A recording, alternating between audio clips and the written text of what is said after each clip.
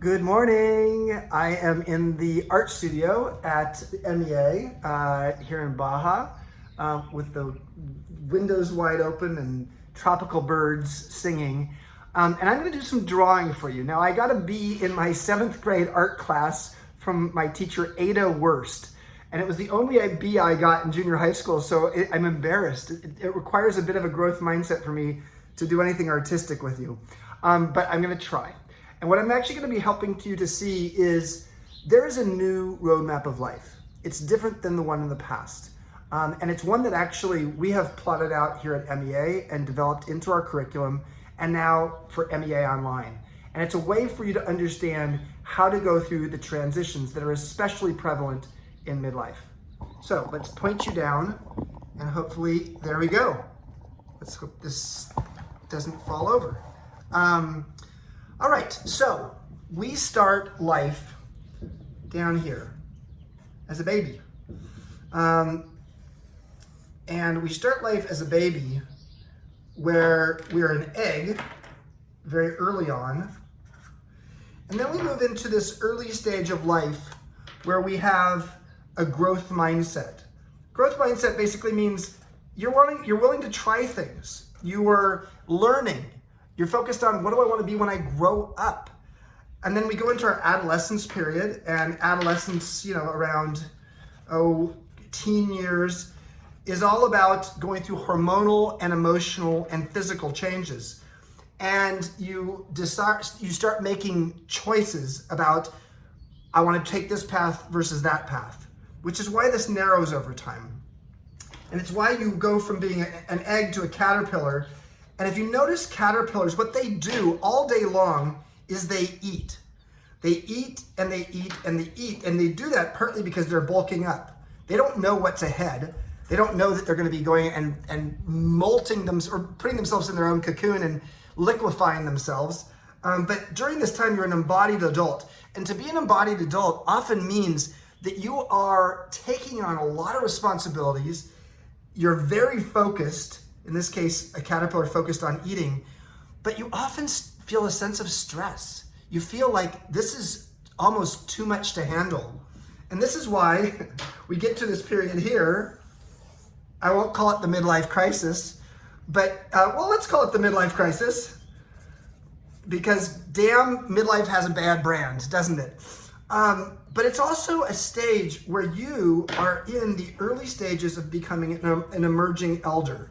Now, no one tells us this in modern society. In fact, to be called an elder, the first time I was called an elder at Airbnb, I was pissed off. I didn't want to be an elder, but I was twice the age of the average employee there, so I was.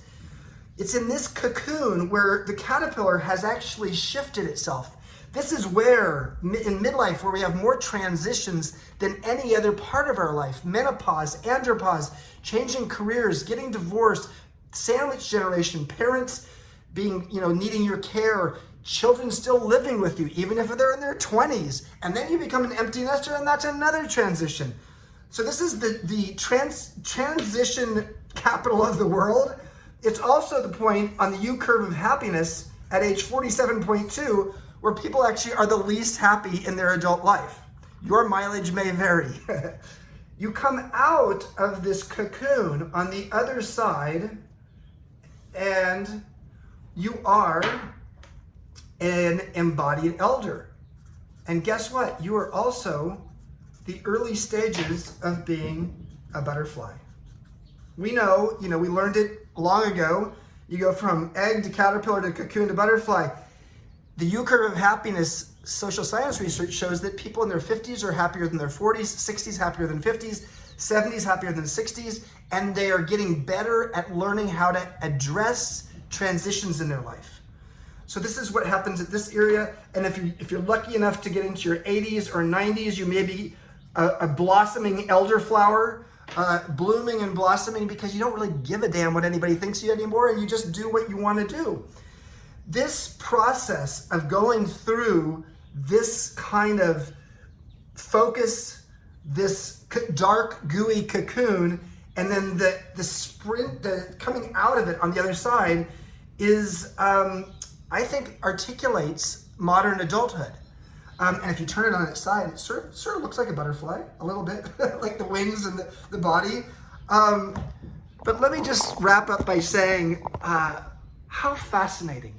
We grew up with a definition of how you live your life that is so different than what the modern 21st century demands. We're living longer, power seems to be moving younger into digital society, and the world is changing faster. And those three variables have a lot of people in midlife confused, in tandem with the fact that they're going through a lot of transitions. This is why we created the MEA online program with digital intimacy, because in groups of cohorts of 6 to 8 people, you get to know people really well. You do one-on-ones based upon each week, the 8-week program, what the focus of that week is. But you also then have a larger collection of people. We have 300 people in our group right now from 20 countries. The next one starts June 5th, and it goes for 8 weeks after that. I hope you'll check it out. We would love to have you part of the MEA online program. Once you graduate, you become an MEA alum, which gets you all kinds of other benefits. So thanks for hanging out with me and my drawing here in the art studio. I had to move out of my fixed mindset to a growth mindset to be willing to draw anything for you. See you later. Bye.